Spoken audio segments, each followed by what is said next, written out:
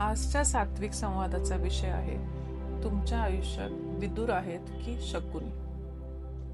महाभारताचा विचार केला की आपल्याला युद्ध आठवतं, पांडव कौरव आठवतात. पण मला नेहमी एक गोष्ट विचार करायला लावते.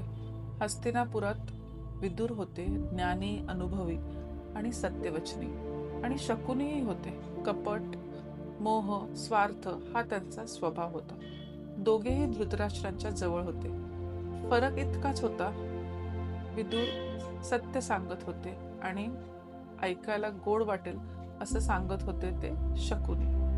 विदुर वारंवार सावध करत होते, दुर्योधनाच्या हट्टाकडे दुर्लक्ष करू नका, अन्यायाचं समर्थन करू नका.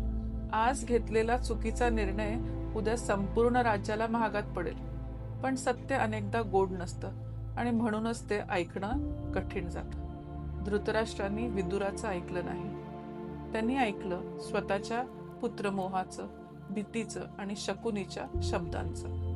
आपल्या आयुष्यातही असंच घडत असतं. आपल्या प्रत्येकाच्या आयुष्यात एखादा विदुर असतो.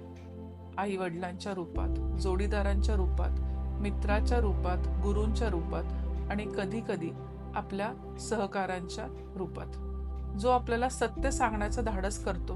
पण सत्य सांगणारी माणसं नेहमीच आवडतात असं नाही, कारण ती आपल्या अहंकाराला सुखावत नाही. ती आपल्याला विचार करायला भाग पाडतात.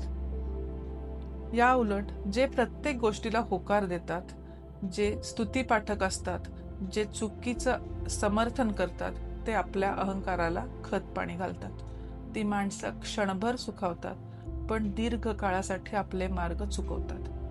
कदाचित हाच वैश्विक शक्तीचा नियम असावा. विश्व आपल्याला योग्य वेळी योग्य माणसं भेटवत असतं. कधी विदुरांच्या रूपात, कधी गुरूंच्या रूपात, कधी एखाद्या साध्या अनुभवाच्या रूपात. प्रश्न एवढाच असतो, आपण ऐकतो कोणाचं?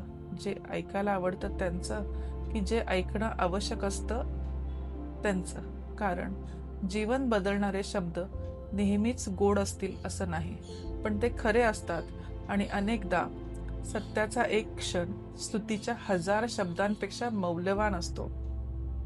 Remember, a true friend is not the one who always agrees with you.